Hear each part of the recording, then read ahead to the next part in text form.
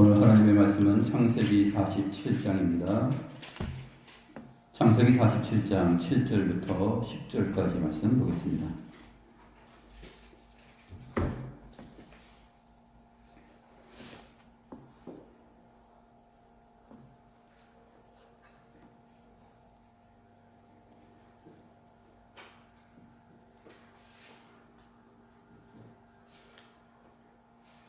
본문이 짧기 때문에 같이 한번 읽어볼까요? 시작.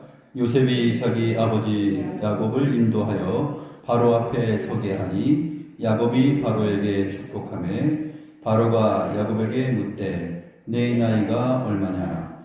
야곱이 바로에게 아르되 내 나그네 길의 세월이 130년이니이다.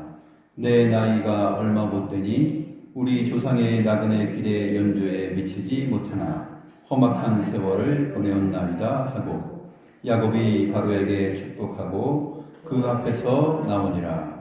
요셉이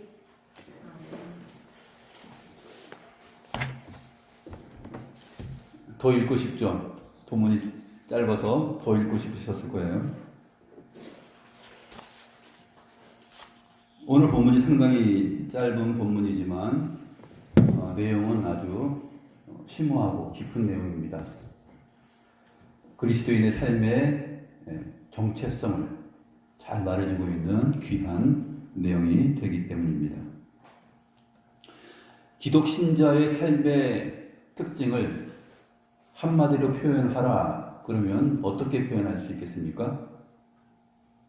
다양한 표현들을 할 수 있고 또 다양한 표현이 가능하겠지만 그래도 성경적으로 표현하자면 나그네 길이다 이렇게 표현을 할 수가 있겠습니다. 오늘 본문이 바로 그러한 특성을 잘 말해주고 있습니다. 이 나그네 길이라는 성도들의 공통된 이 특징이 왜 중요한가? 그것은 우리가 이 땅에 살고 있는 존재들이긴 하지만 우리가 소망하는 것은 영원한 하나님의 나라이다 라는 것 때문에 그렇죠.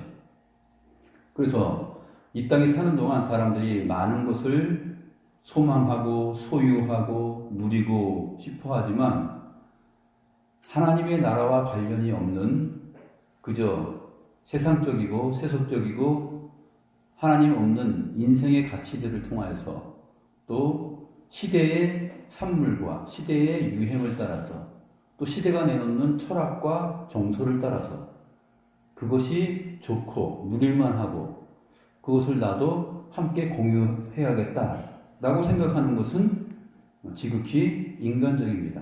지극히 인간적이라는 얘기는 지극히 하나님 나라적이지 못하고 세속적이라는 그러한 의미가 되겠죠. 오늘 본문의 내용을 보게 되면 하나님께서 자기 백성들에게 땅에 살지만 소망을 어디에 두고 살아야 되는 것인가? 또 이 시공간을 살지만 시공간 안에서의 삶으로 만족하는 것이 아니라 영원하신 하나님 안에 거하면서 사는 삶이 얼마나 중요한 것인가 하는 것을 우리가 예측하고 또 내다볼 수가 있는 것입니다. 시대가 점점 인본주의적인 시대로 나아감으로 인하여서 사람들의 관심사가 위의 것, 하늘의 것, 또 인간적으로 표현하더라도 고대의 철학 사상들에게 접근하는 법은 거의 사라져버리고 말았습니다. 그래서 현실을 직시하고 현실 안에서 가장 실용적으로 또 합리적으로 살아가는 것이 무엇일까 하는 그러한 생각들을 많이 하게 됩니다. 가장 합리적인 삶이 무엇일까 하면은 가장 합리적이라는 것은 사람들이 내놓은 생각들 또 여러 사람의 의견들 그것이 합리적인 것이 아닙니다. 가장 합리적인 것은 무엇이냐면 이 세상의 모든 피조세계 우주 만물의 존재를 궁금해하고 알아가고 그것에 대한 정의를 내리고 나 자신을 그 안에서 그 존재의 의미와 정체성을 갖고 또 이 세상과 이 세계의 역사에 대하여서 인식하는 것, 그 가운데서 내가 살아가는 것, 그게 가장 합리적인 것이죠. 사람들이 이제 이것이 유행이다, 또 저것이 유망해 보인다 하는 것은 그것은 합리적인 것이 아닙니다. 그것은 과학적인 것도 아닌 것이고 객관적인 것도 아닌 것이고, 객관적이고 과학적이고 합리적인 것이 무엇이냐 하면은 근본을 아는 것이에요. 근원을 알고 그 가운데서 나는 어떠한 정체성, 어떠한 인생관, 어떠한 세계관, 이러한 것들을 가지고서 인식하면서 살아가는가. 그럴 때 그 사람을 가장 합리적인 사람, 그렇게 표현할 수 있는 것입니다. 사람들을 보면 합리적이지 않으면서 합리적인 것들을 많이 내세우는 경우들이 많이 있습니다.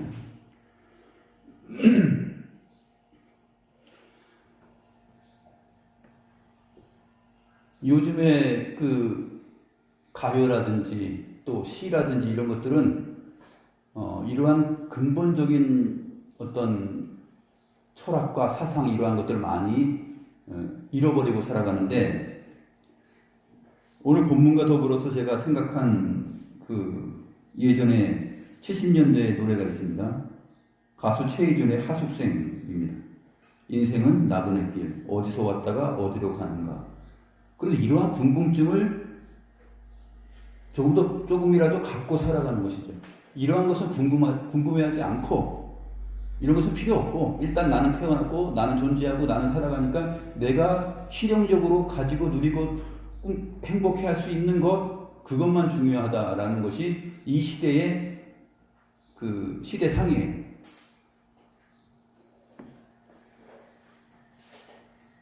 근데 예전에 70년대까지만 해도 하숙생이라는 노래가 나와서 구름이 흘러가듯 떠돌아가는 길에 미련일랑 주지 말자, 정일랑 주지 말자, 미련일랑 주지 말자 하면서 인생이란 참 하숙생과 같다. 또 인생이란 또 벌구숭이와 같다. 정처 없이 떠도는 구름과 같다.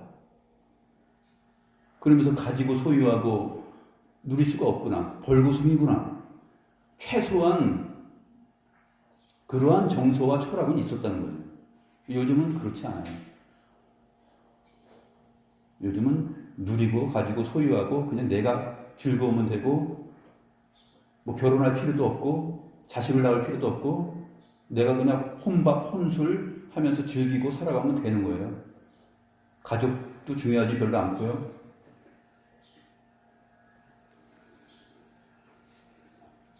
그 이전에 천상병 시인의 귀천이라는 시도 있죠. 나 하늘로 돌아가리라.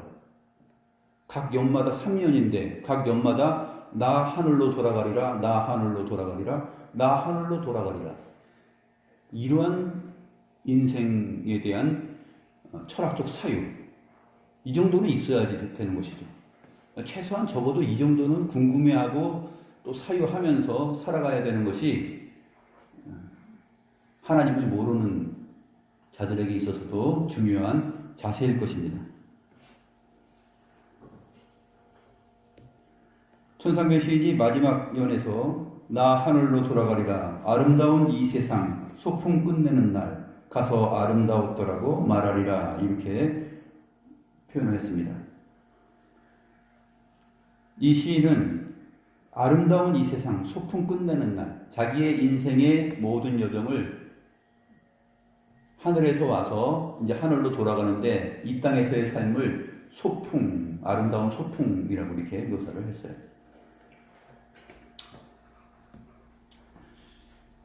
그러나 오늘 본문은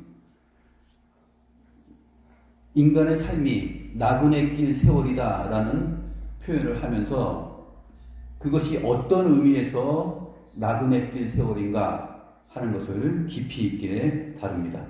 본질적으로 다뤄주고 가장 중요한 인생에 대한 답을 내려주는 것이죠. 그 내용들을 우리가 오늘 살펴보도록 할 것입니다. 하나님의 백성들은 이 땅을, 이 세상을 자기의 영원한 정착지로 여기면서 살아가지 않는다 하는 것이 하나님의 백성들이 가져야 할 특성들입니다. 우리는 나온 바 본향이 따로 있는 것이죠. 우리는 하나님에게서 와서 하나님에게로 돌아갑니다. 우리뿐만 아니라 만물이 다 주께로부터 나와서 주를 위하여 있고 주께로 돌아간다라는 것이 로마서에서 말하는 사도 바울의 증언이죠.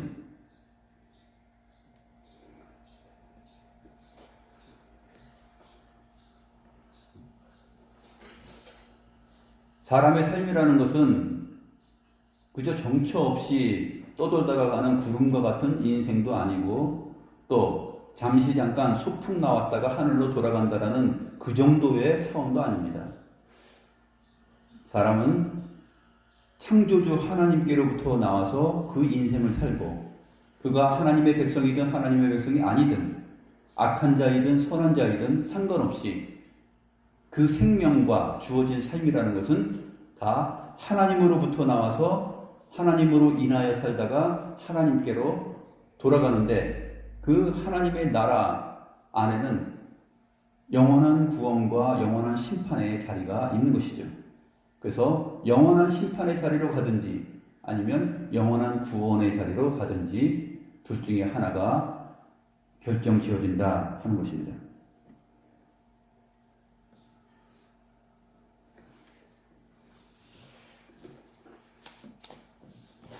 그래서 오늘 본문이 비록 7절부터 10절 짧은 본문이지만 전체 성경 안에서 말하고 있는 인생이란 무엇인가 하는 것에 대해서 답을 주는 것이고 또 더 구체적으로 말하면 교회가 무엇인가, 하나님의 백성의 삶이 무엇인가 하는 것을 우리에게 말해주고 있습니다.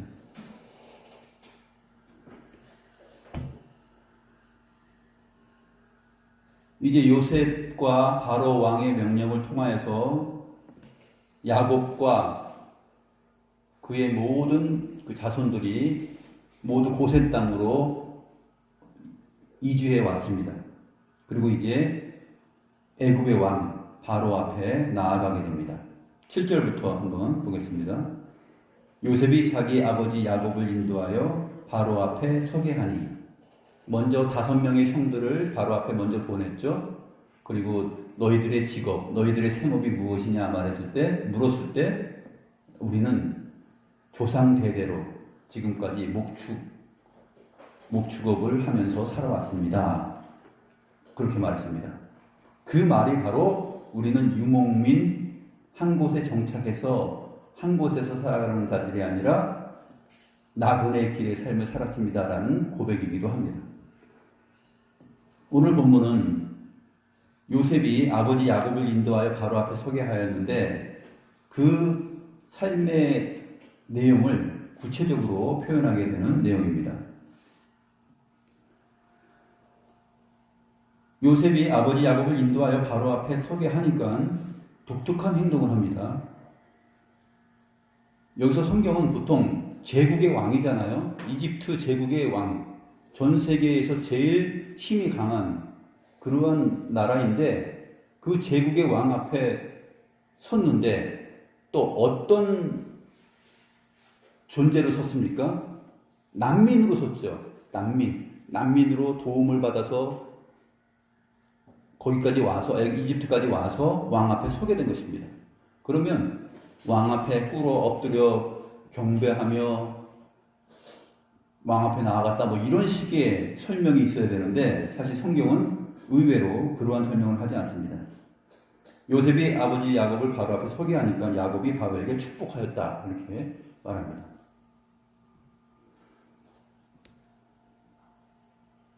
바로 앞에 서게 됐을 때 축복하고 바로 앞을 떠나갈 때 다시 10절에서 말합니다. 야곱이 바로에게 축복하고 그 앞에서 나갔다 이렇게 설명하고 있습니다. 7절과 10절 야곱이 그렇게 바로 앞에서 행한 그 축복하였다라는 행동 사이에 이제 8절과 9절의 내용이 있는 것이죠.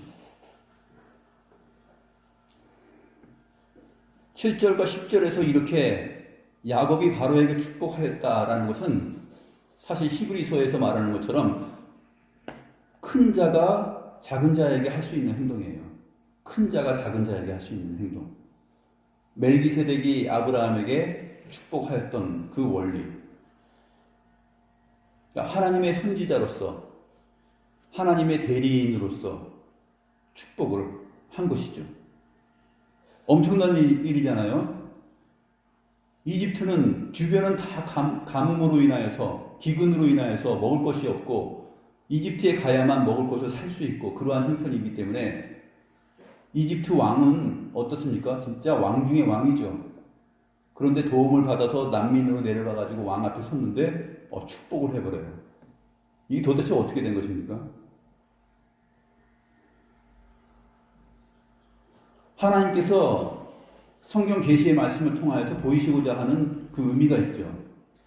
야곱은 곧 이스라엘이고, 이 이스라엘은 하나님께서 택하신 언약 백성들이고, 그 안에서 왕 중의 왕 그리스도가 나오실 것이고, 모든 죄악을 사하시고 모든 이방인들을 하나님의 백성으로 인도하는 구원의 역사를 이루실 것을 아브라함 언약 가운데서 보여주셨습니다. 그렇기 때문에 이 야곱이 바로에게 하는 이 축복의 내용은 우리가 어떻게 이해를 할 수 있냐면, 창세기 12장 3절로 돌아가서 이해할 수 있는 것입니다. 창세기 12장 3절을 보면 하나님께서 아브라함을 갈대아 우루, 이 갈대아 우루는 또 아브라함 때 가장 또 발전된 그 문화와 문명이 있었던 것이죠. 수메르 문명. 그쪽입니다. 거기에서부터 끌어내실 때 이렇게 말씀하십니다. 너를 축복하는 자에게는 내가 복을 내리고 너를 저주하는 자에게는 내가 저주하리니 땅의 모든 족속이 너로 말미암아 복을 얻을 것이라 하신지라. 아브라함에게 이렇게 말씀하신 것, 너 곧 내가 택한 하나님의 백성 선지자, 너를 축복하고 너의 말을 듣는 자는 내가 복을 줄 것이고 너를 저주하는 자에게는 내가 저주할 것이다. 아브라함의 생애 속에서 각 지역의 왕들이 이러한 일들을 다 당했습니다. 이삭 때에도 그랬고요. 또 야곱의 생애 속에서도 그렇게 되었습니다.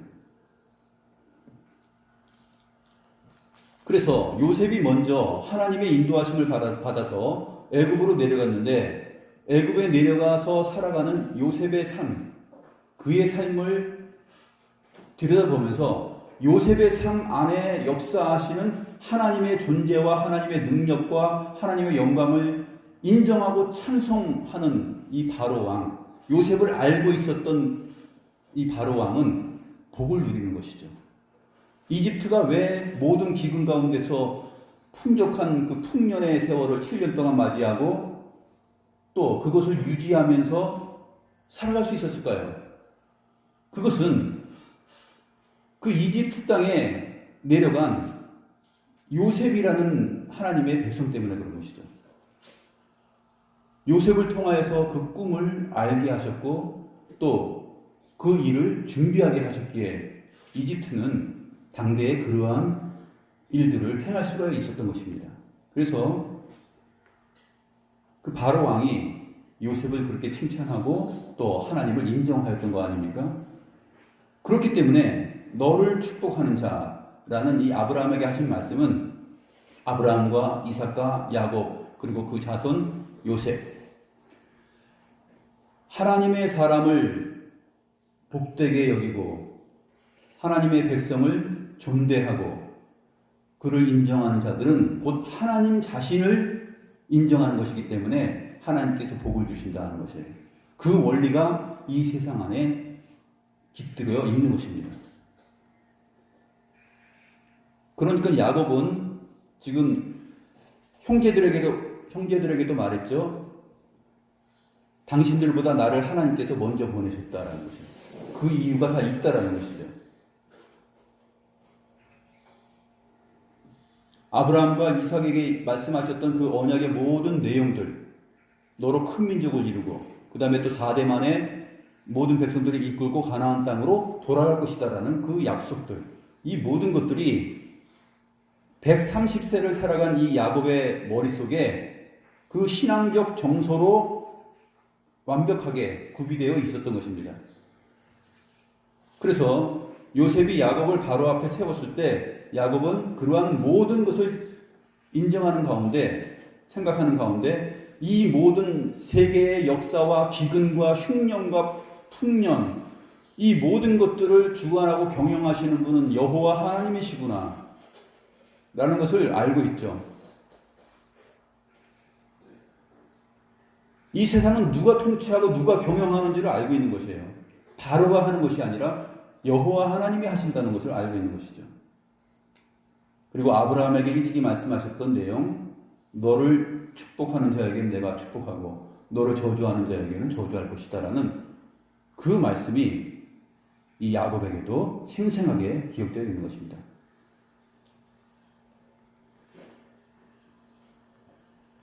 이 이집트 왕 바로가 요셉을 통하여서 여호와를 알아가고 또 인정하고 그의 말을, 하나님의 영으로 충만한 요셉의 말을 듣고 그대로 순종하여서 일을 진행하고 한 것을 보니 이제 이러한 말을 내가 해도 된다라고 생각한 것입니다. 그래서 비록 낭민이라는 신분을 가지고 왕 앞에 나아갔지만 축복합니다. 바로가 좀 당황했을 것 같아요. 그래서 바로가 야곱에게 묻습니다. 내 나이가 얼마냐? 당신 연세가 얼마쯤 되십니까? 이렇게 물어보거든요. 성경은 왕이 당신 나이가 얼마입니까? 라고 물었으면 나이만 대답하면 돼요. 대통령이 이제 가온이한테 물어요. 가온이가 이제 청와대 갔어. 대통령 앞에 갔어. 대통령이 묻는 거예요. 너 나이가 어떻게 되니? 그럼 뭐라고 얘기해요? 14살? 예, 제 나이는 14살입니다. 이든이한테 물었어. 기근이 들어가지고 이제 못 사는데 미국에서 너 오라고 그래가지고 미국으로 비행기 타고 갔어. 미국 대통령 앞에 섰어. 어이구, 어서 와. 나이가 어떻게 돼? 물었어요. 뭐라고 대답해야 돼요? 13살. 13살입니다. 그렇게만 대답해야 되지. 근데 야곱이 대답하는 거 보세요. 9절. 야곱이 바로에게 아뢰되 내 나그네 길의 세월이 130년이니이다. 내 나이가 얼마 못 되니 우리 조상의 나그네 길의 연조에 미치지 못하나 험악한 세월을 보내었나이다. 뭔 대답이 이렇게 길어? 왕 앞에서. 이 성경이 계시로서 이것을 기록하였을 때는 그냥 의미 없이 한 것이 아니라 의미가 깊은 거예요. 전체 성경을 이제 내다보고서 이 말이 계시로서 기록된 것입니다. 대답이 짧지 않습니다. 벌써 이미 바로를 축복하고 들어갔어요. 먼저 한 수 위에요. 세상을 보는 눈과 역사를 보는 눈, 시대와 모든 벌어지는 일들을 보는 눈이 바로 왕하고 틀려요. 왜냐하면 하나님께서 하시는 모든 일을 세상과 나라 안에서 일어나는 일들로 인식하면서 보고 있기 때문에 그래요. 안목 자체가 틀려요. 그래서 이러한 대답을 하고 있는 것입니다. 나의 나그네 길의 세월. 왜 나그네 길의 세월이에요? 나그네 길이라는 것은 정착할 땅이 없는 것이죠. 아직까지 정착할 땅이 없고 또 자기 앞으로 소유할 땅을 가지지 않는 것. 그것이 나그네 길입니다. 근데 정처 없이 떠돌다가 구름같이 흘러가는 것, 그런 것이 아니라 여기서 나그네 길은 그저 그러한 정도의 나그네 길이 아니라 본향이 있는 나그네 길이에요. 돌아갈 본향이 있는 나그네. 그래서 독특한 또 답을 가진 나그네 길입니다. 이리저리 방황하다가 그저 그냥 끝나는 그러한 나그네가 아니라 분명한 소속을 갖고 있는 나그네, 그 길을 말합니다. 자기의 나그네 길의 세월이 130년이다 이렇게 말합니다. 나이를 물어봤는데 그냥 이렇게 얘기를 하는 거예요. 바로 왕이 당황했겠죠. 이분은 무슨 철학자인가? 대답이 좀 묘하네. 그러면서 심오하다 대답이. 저 나이가 130세예요. 이렇게 말하는 게 아니라 아주 특별하게 표현을 해요. 자기 나이의 길을 얘기할 뿐만 아니라 우리 조상의 나그네 길의 연조에 미치지 못한다. 이렇게 말합니다. 우리 조상의 나그네 길의 연조. 아브라함은 175세에 죽었어요. 창세기 25장 7절 8절을 보게 되면 아브라함이 175세에 죽었습니다. 이삭은 몇 세까지 살았냐면 180세까지 살았습니다. 근데 야곱은 지금 175세 살다가 간 할아버지 아브라함, 그리고 180세를 살다가 간 아버지 이삭, 모두를 뭐라고 표현하냐면 그들의 나그네 길이라고. 그들도 역시 나그네 인생길을 살았습니다. 이 말은 이집트 왕 바로여,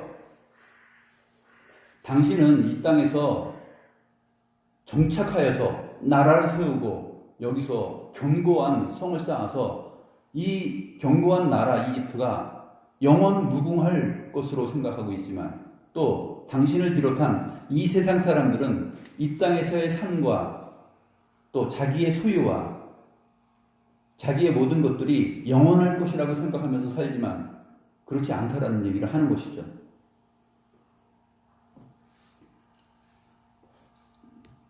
소크라테스와 무식한 세속 정치인들과의 대면이라고 생각하면 되겠어요. 지극히 세속적인 정치 관념을 가지고 있는 세속적인 사람과 소크라테스와 그 대화를 나누면 어떻겠습니까? 기름과 물이 서로 이렇게 만져지지 않는 것처럼, 서로 섞이지 않는 것처럼 그렇게 차이가 날 것입니다. 지금 이 야곱과 바로 왕의 대화는 그 정도 차이가 나는 것이죠. 나이를 물었을 때 대답은 마치 소크라테스와 같은 그러한 심오한 대답이 딱 나오는 것이죠.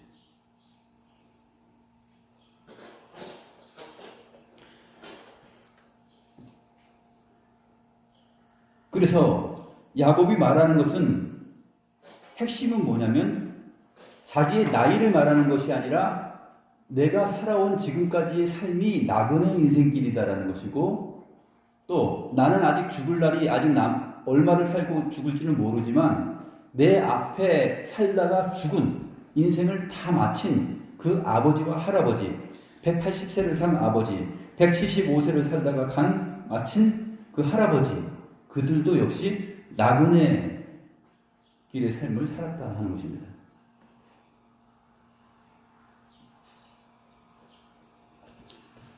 그것은 바로 하나님의 부르심과 언약과 그 언약의 말씀과 내용을 따라서 자기의 존재들이 어떤 존재들이며 이 땅에서의 삶이 무엇인지를 정확히 알고 인식하고 삶을 살았고 살다가 삶을 마쳤다라는 얘기예요. 그 얘기를 지금 하는 것입니다. 얼마나 놀랐습니까? 당신 나이가 얼마나 되었어? 라는 이 물음 앞에 이러한 말을 한다라는 것은 엄청난 것이죠.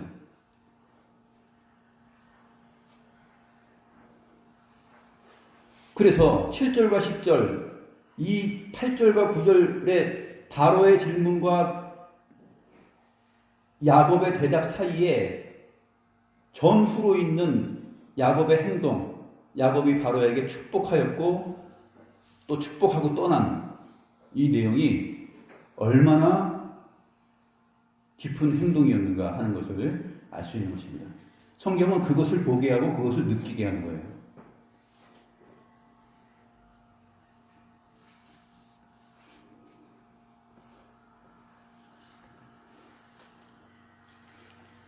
창세기 12장 1절을 보면 그러한 시작을 이미 아브라함 때 보여주고 있습니다. 창세기 12장 1절을 보면 여호와께서 아브라함에게 이르시되 너는 너의 고향과 친척과 아버지의 집을 떠나 내가 네게 보여줄 땅으로 가라. 이렇게 말씀하셨어요. 이 말씀이 바로 너의 삶은 또 앞으로 너와 너의 후손의 삶, 모든 이스라엘의 삶, 모든 교회의 삶, 모든 하나님의 성도들의 삶, 그것은 무엇이냐? 나그네 길의 삶이다라는 것이에요. 야곱은 창세기 12장 1절부터 3절까지에 있는 그것을 기억하고 인식하면서 바로 앞에서 축복하고 이러한 대답을 한 것입니다.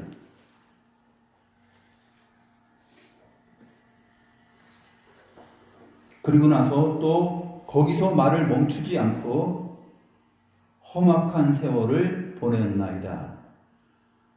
우리 조상의 나그네 길의 연조에 미치지 못합니다. 그러나 내가 험악한 세월을 보내었나이다. 야곱이 험악한 세월을 보냈죠. 130년 동안 어떻게 험악한 세월을 보냈습니까? 일단 출생할 때부터 그 뱃속에서부터 다투는 그런 험악한 삶을 살았고, 그렇죠? 태어나서 이제 형 에서와의 갈등이 있었고, 에서를 속이고 아버지를 속여서 죽임을 당할 위치에 처해야 했을 때 외삼촌 라반의 집으로 피신을 갑니다. 자기 집을 떠나서 외삼촌 라반의 집으로 피신을 가죠. 도망을 갑니다. 라반의 집에서 20년 동안 또 살아갑니다. 거기에 또 우여곡절이 20년 동안 많이 있죠. 7년 동안 봉사를 하면은 그 대가로 라헬과 결혼할 수 있게 해준다 약속하였는데, 결혼 첫날 밤에 자고 일어나서 옆에 딱 보니까 레아가 있는 것이 아니라 라헬이 있는 게 아니라 레아가 있는 거예요. 그래가지고 하여튼 20년을 보내죠.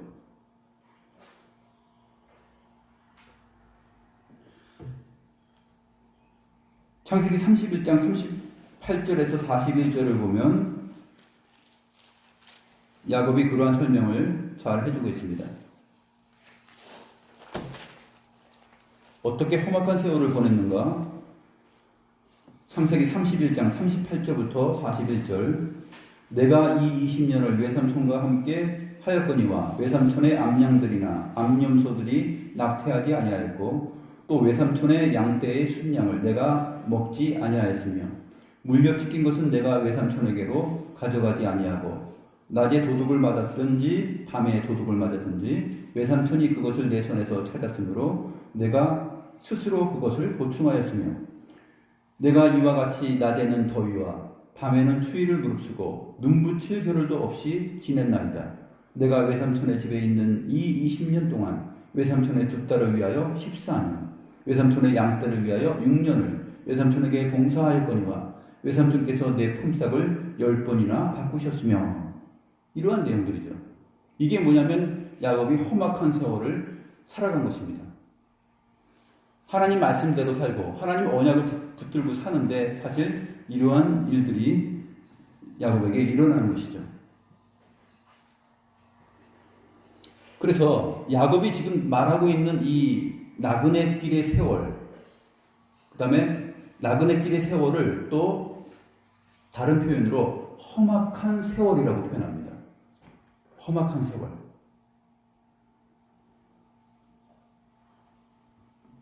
기독 신자의 삶을 또 정의해 보면은 나그네 길의 세월일 뿐만 아니라 험악한 세월이다 하는 것입니다. 우리들의 삶이라는 것은 험악한 세월이에요. 열심히 바르고 정직하게 일을 하고 봉사하여도 세상의 악한 자들, 야비한 사람들에게 이용당하고 노란하고 할 수 있는 그러한 험악한 인생의 여정이 우리에게 있다라는 것이죠. 우리는 열심히 사는데 또 최선을 다하는데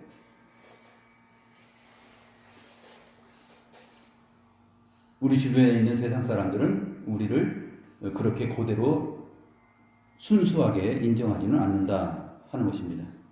그런 의미에서 험악한 세월이고, 사도 바울이 주의 복음을 들고 세상에 나아가서 또 교회 앞에서 복음을 증거하는데 유대인들 앞에서 또 세상 사람들 앞에서 그 조롱과 핍박과 헐벗음과 굶주림과 옥에 갇힘과 매맞음과 이러한 것들을 당하는 이유,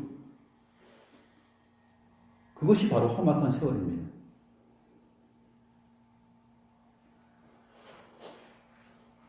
욥과 같은 의로운 욥이 또 맞이하게 되는 그러한 운명도 험악한 세월이죠. 자기의 자녀들을 다 잃어버리고 자기 몸이 다 정말 어찌할 수 없는 그 질병으로 인하여서 고통 중에 거하게 되고, 거기에 또 친구들의 조소와 조롱과 그러한 그 오해들을 다 받아들여야 하는, 하여튼 그러한 내용들이 바로 하나님의 백성들이 겪게 되는 걸어가는 데 있는 험악한 세월들이고 험악한 길입니다.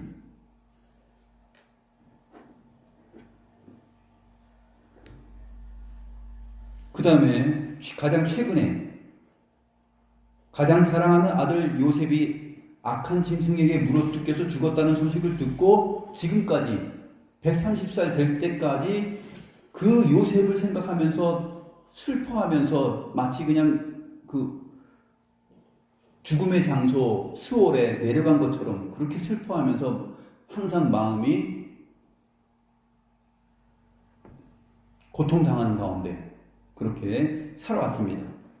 그리고 기근으로 인하여서 또 고생하고, 이게 지금 야곱이 130년 나그네 인생길, 험악한 인생길을 살아왔다라는 말입니다.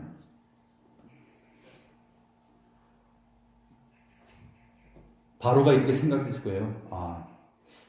얘하고 더 뭐 질문하면은 안 되겠다. 벌써 나이 몇 살이냐 했는데 이 정도 나오면은 뭐 또 하나, 뭐 당신 취미가 뭐예요? 당신 뭐 어때서 하고 뭐 하나 질문하면 또 뭔 얘기가 나올지 모르잖아요. 그렇죠? 뭔 얘기가 나올지 모릅니다. 대화의 수준이 왕인데 얼마나 학식이 풍부하겠어요? 이집트의 왕인데. 세상 돌아가는 거며 문화와 예술과 모든 것을 얼마나 다 경비했겠어요? 학문과 지식이 높겠죠. 그런데 정처 없이 떠돌아다니는 유목민 나그네길의 인생길을 사는 이 이집트 사람들이 가증히 여기는 목축업을 평생 또 조상 대대로 하면서 살아온 이 무식쟁이, 이 피난민이 내가 나이를 물었는데 이 정도 대답을 한다? 그럼 이거는 놀라운 거 아닙니까? 왕이 생각할 때?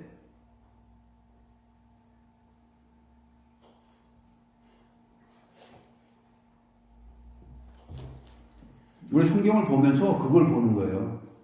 그리고 이 한 부분에서 단순한 대화를 보는 것이 아니라 성경이 말하고 있는 구체적인 인생관, 또 하나님 나라 백성들의 삶, 그것을 내다보게 되는 것이죠.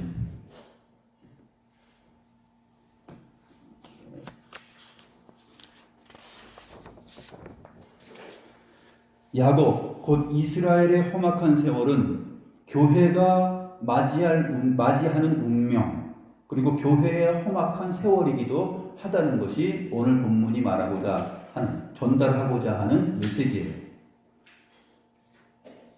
아브라함이 그랬고, 이삭이 그랬고, 야곱, 이스라엘이 그랬다면 그 후손들인 우리, 오늘날 이 시대를 살아가는 저와 여러분의 삶도 나그네 길이고, 우리가 40년을 살았든 50년을 살았든 얼마를 살았든 간에 우리의 인생길은 나그네의 세월이었다. 그리고 앞으로 험악한 인생길이 남아있을 것이다 라는 것을 생각해야 됩니다. 우리의 인생을 마칠 때까지, 우리가 아브라함처럼 175세로 마치든지 이삭처럼 180세를 살고 마치든지, 모든 인생의 시작과 끝, 우리의 연령, 모든 전 삶은 그것은 나그네 길의 세월이라는 것입니다.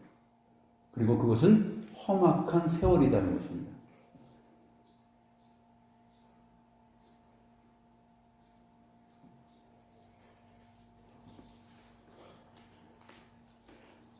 시편 105편이 다시 한번 정리를 해서 그것을 보여줍니다. 시편 105편 23절을 한번 보겠습니다.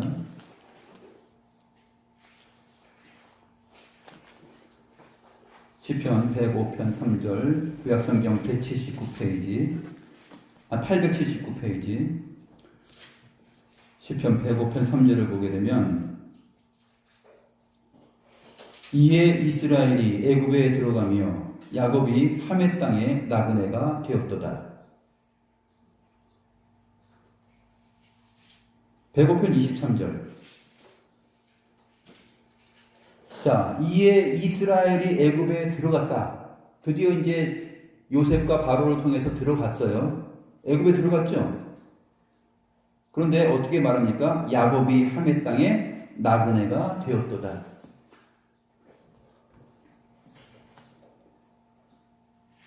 먹을 것이 풍족한 그 이집트 땅에 들어갔는데 거기에서 나그네가 되었다는 것이에요. 물론 거기에 고센 땅, 준비된 고센 땅에서 살아갑니다. 얼마를 삽니까? 400년 이상을 앞으로 살아갑니다. 근데 무엇이 되었다고요? 나그네가 되었다. 야곱이 나그네가 되었고요.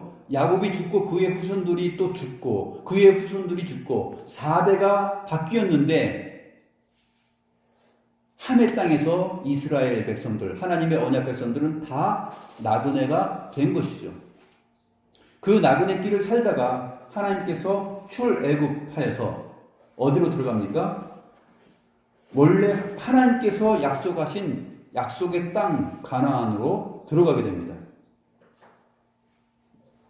그게 뭐냐면 앞에서도 우리가 말했지만 가나안 땅의 구속사적 의미가 무엇이냐면 바로 새하늘과 새 땅이에요.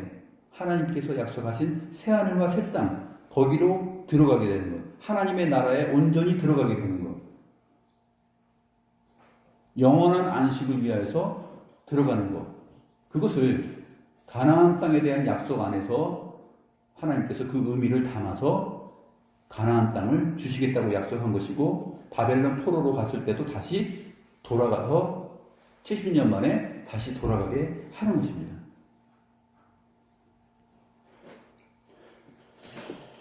오늘 본문에서는 당대의 최고의 나라 이집트에서 나그네가 되었었고, 또 나중에는 이스라엘 역사 가운데서 바벨론으로 가서 70년 동안 또 나그네로 살다가 다시 본향으로 약속의 땅으로 가게 됩니다.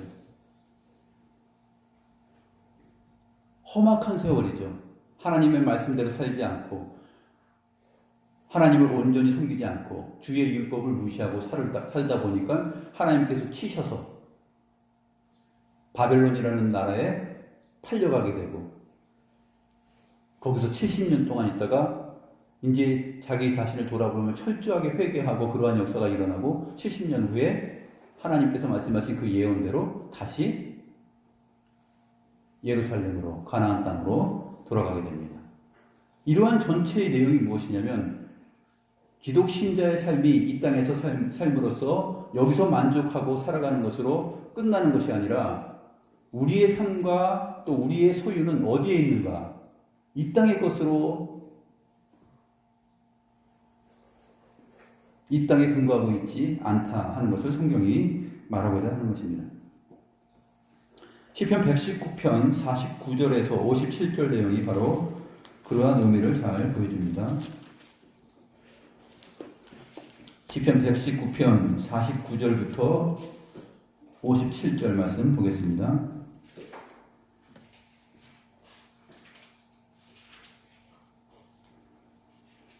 주의 종에게 하신 말씀을 기억하소서. 주께서 내게 소망을 가지게 하셨나이다.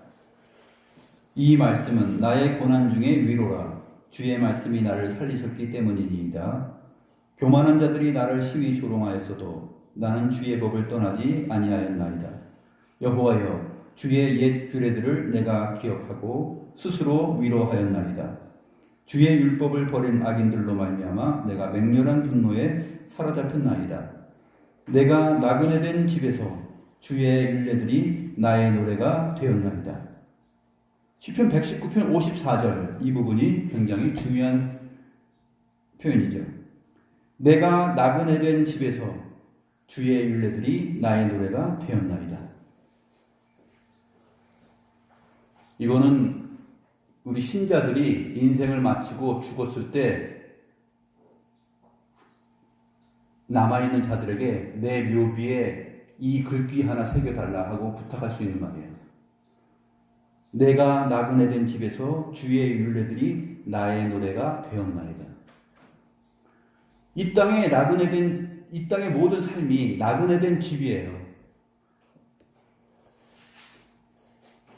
교만한 자들이 나를 심히 조롱하였어도 내가 주의 법을 떠나지 아니하였다. 그리고 소망을 가지고 주의 율법 안에 있는 하나님의 말씀 안에 있는 그 소망을 가지고 내가 이제까지 살아왔다라는 것이죠. 그래서 내가 나그네 된 집에서 주의 율례들이 나의 노래가 되었어요. 주의 율례들이 나에게 무거운 짐이 아니라 그것은 유일한 나의 노래예요. 내 인생의 노래. 소망이죠. 소망의 노래. 주의 율례들. 하나님의 언약과 말씀, 새하늘과 새 땅에 들어가게 된다라는 것.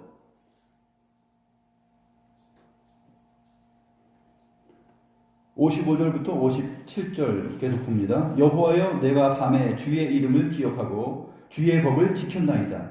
내 소유는 이것이니 곧 주의 법도들을 지킨 것입니다. 이 땅에서의 내 소유는, 내가 인생을 살아보니 내 소유라는 것이 무엇이냐? 하나님을 잘 성경적으로 고백하지 않는 사람들도 인생은 별고소이, 빈손으로 왔다가 빈손으로 간다. 뭐 수위에는 주머니가 없지 않냐. 뭐 이런 얘기들 하잖아요. 하나님을 모르는 자들도 그런 얘기 하잖아요. 그 소유가 무엇이냐? 내 소유는 이것이니 곧 주의 법도들을 지킨 것뿐이다. 나에게 있어서, 내 삶에 있어서 소유, 내가 가질 수 있는 소유는 무엇이냐면 주의 법도들을 지킨 것만이다. 내가 주의 법을 지키는 것은 무엇이냐? 내 스스로의 힘과 지혜와 결심으로 지키냐? 그것이 아니라 주의 말씀과 성령으로 인해서, 하나님의 은혜로 인해서 주의 법도들을 지키게 되잖아요. 그러니까 결국 하나님의 은혜를 얘기하는 거예요. 하나님의 은혜로 말미암아 주어진 주의 법도들 앞에 순종하며 살아갈 수 있었던 것, 그 내용, 그것이 나에게 있어서, 이 나그네 길에 있어서 소유라는 것이죠. 기독신자들은 빈손으로 왔다가 그냥 빈손으로 가는 나그네가 아니에요. 소유가 있어요. 무슨 소유가 있냐? 주의 법도들을 지키면서 주와 함께 살아왔던, 주의 은혜 가운데 거하였던 그 증거, 그 삶의 내용, 그 소유가 있습니다. 어느 유명한 그 스님의 무소유, 그렇죠? 무소유. 굉장히 뭐 무소유 하니까 인생의 뭐 해탈, 굉장한 철학을 얘기하는 것 같은데, 무소유는 의미 없는 삶이에요. 무소유. 아주 경건한 것 같죠? 세상적으로 보면 욕심 없이 무소유를 가지고서 살아가는 것인데, 결국 하나님 없이 자기의 돌을 닦아서 어떤 경지에 이르는 그러한 개념이잖아요. 하나님 없는 삶이에요, 한마디로. 무소유가 가장 좋은 철학적 답이 인생의 답이 아니라, 오늘 시편 119편 56절에서 말하는 이 소유가, 유소유, 이것이 가장 가치 있는 인생의 철학적 답이에요. 내 소유는 이것이니 곧 주의 법도들을 지킨 것입니다. 그 스님에게는 소유가 없죠. 이러한 소유가 없어요. 주의 법도들을 지킨 소유가 없죠. 자기 철학적 사유로서 자기 생각으로 그냥 살아가는 것이죠.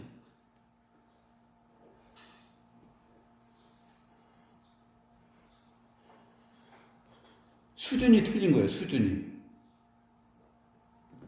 그래서 우리 기독 신자들이 보면은, 세상적으로 보면, 아유, 뭐 집도 한 채 제대로 가진 것도 없어 보이고, 집값 평생 살아야 뭐 몇 평, 한 20평, 25평 되는 집, 아파트 한 채 마련하고 살아가고, 뭐 자기 앞으로 된 빌딩 건물 그런 것도 없고, 뭐 좀 찌질해 보이고 막 저런 거 같잖아요. 근데 오늘 이집트 왕 앞에 모든 곡물과 곡식을 다 가지고 있어요. 나중에 보게 되면 이 세상의 모든 곡물 창고가 이집트 안에 있어요, 다. 그래서 이집트 사람이든지 세상 사람 외부인이든지 자기의 가지고 있는 모든 소유와 자기 자신까지 팔아야 곡물을 살 수 있는 상황이 벌어져요. 다음 이야기에서 그것이 나옵니다. 바로 왕이 그 모든 것을 다 소유한 사람이에요. 그 소유한 사람 앞에 야곱이 나타나서 하는 말이, 축복하면서 하는 말이 바로 이것입니다. 내 나그네 세월 130년이다. 우리 조상들에게 미치지 못한다. 조상들이 175세, 180세를 마치면서 살았다. 그러나 그것도, 그 인생 그렇게 길게 산 것도 나그네 삶이다. 왜? 당신은 이 땅에서 번창하고 이 땅에서 영원한 파라오로서 영원한 삶을 살 것 같지만, 그런 인식으로 살 것 같지만 하나님의 언약 백성들의 삶의 가치와 정체성은 그렇지 않다라는, 인생은 그렇지 않다라는 것이죠.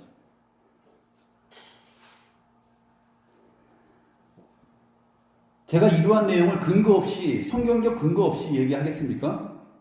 성경적 근거를 정확히 대답을 하겠습니다. 히브리서 11장으로 가겠습니다. 히브리서 11장 8절부터 16절까지의 내용입니다.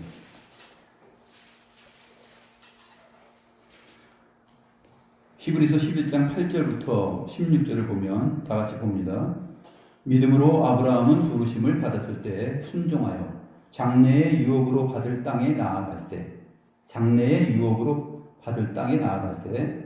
갈 바를 알지 못하고 나아갔으며, 이 나그네 길을 살아가는 거죠.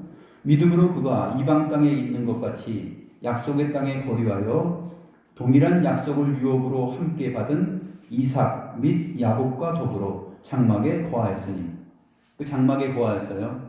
이삭과 야곱과 함께 아브라함이 3대가 장막에 거하였습니다. 이 장막은 무엇이냐면 유목민 목축업자들이 텐트를 쳤다가 얼마 살다가 또 이동해서 또 텐트 치는 그러한 장막을 말하는 것이에요. 영구한 장막, 튼튼하게 벽돌로 지어서 왕궁을 만들어서 정착하고 살아가고 자기 소유라고 이름 짓는 그러한 집이 아니라 언제든지 하나님이 옮기라 하면은 옮기는 그러한 나그네들이 살아가는 텐트를 말하는 것이에요. 이는 그가 하나님이 계획하시고 지으실 터가 있는 성을 바랐음이라. 이게 핵심입니다. 왜 그러한 천막, 이동 천막에 살고 있었느냐?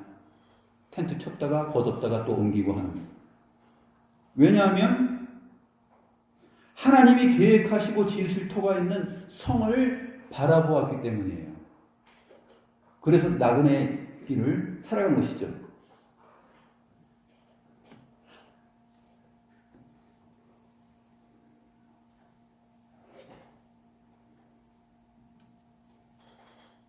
(12절에) 보면 이러므로 죽은 자와 같은 한 사람으로 말미암아 하늘의 허다한 별과 또 해변의 무수한 모래와 같이 많은 후손이 생육하였으니, 이 무수한 후손들의 단열에 우리가 포함되어 있는 것이에요. 그 하늘의 별과 같이 바닷가의 모래같이 태어난 하나님의 언약 백성들 가운데 우리가 있는 것입니다. 이 사람들은 다 믿음을 따라 죽었으며, 구약에 지금 이 히브리서 11장에서 시작하는 아벨서부터 시작하는 것이에요. 믿음으로 아벨은, 또 믿음으로 노아는 하면서 모든 사람들을 지금 총칭하는 것이죠. 다 믿음을 따라 죽었으며 약속을 받지 못하였으되 그것들을 멀리서 보고 환영하며 또 땅에서는 외국인과 나그네임을 증언하였으니, 그들이 이같이 말하는 것은 자기들이 본향 찾는 자임을 나타냄이라. 그들이 나온 바 본향을 생각하였더라면 돌아갈 기회가 있었으려니와 그들이 이제는 더 나은 본향을 사모하니 곧 하늘에 있는 것이라. 이러므로 하나님이 그들의 하나님이라 일컬음을 받으심을 부끄러워하지 아니하시고 그들을 위하여 한 성을 예비하셨느니라. 우리가 영원히 거할 어거스틴이 말하는 하나님의 도성, 영원한 하나님의 도성이 우리에게 준비되어 있고, 사실 우리는 하나님께로부터 나서 하나님의 도성으로 가는 것입니다. 우리 왕 같은 제사장들이잖아요. 진정한 왕이신 또 진정한 제사장이신 하나님께로 와서 하나님께로 돌아갑니다. 그런 의미에서 이 땅에서의 삶이 바로 나그네 길의 세월이고 또 험악한 세월이다 하는 것을 야곱이 말하고 있는 것입니다.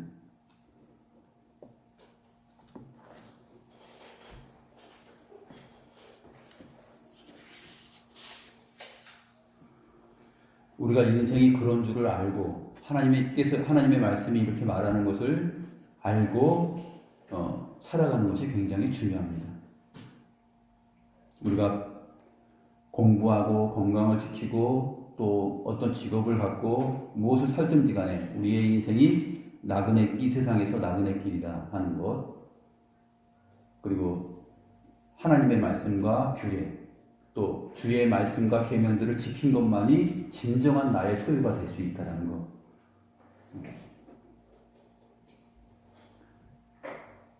무소유 철학을 말할 때 박수 치고 존경하고 그 설법 한번 들어보자 해가지고 어디서 뭐 강설한다 그러면 또 거기 가지고 무소유 스님 앞에서 또 뭐 귀한 철학적 내용을 듣는다는 것처럼 이렇게 정말 수준이 게임이 안 되는 것이죠.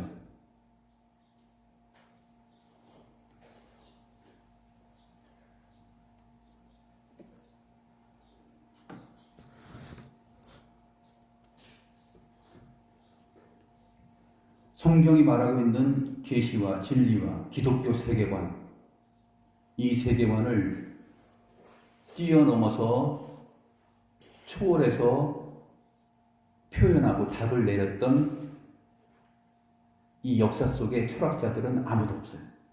성경 계시를 뛰어넘는 인생에 대한 답변을 내놓은 사람은 한 사람도 없습니다.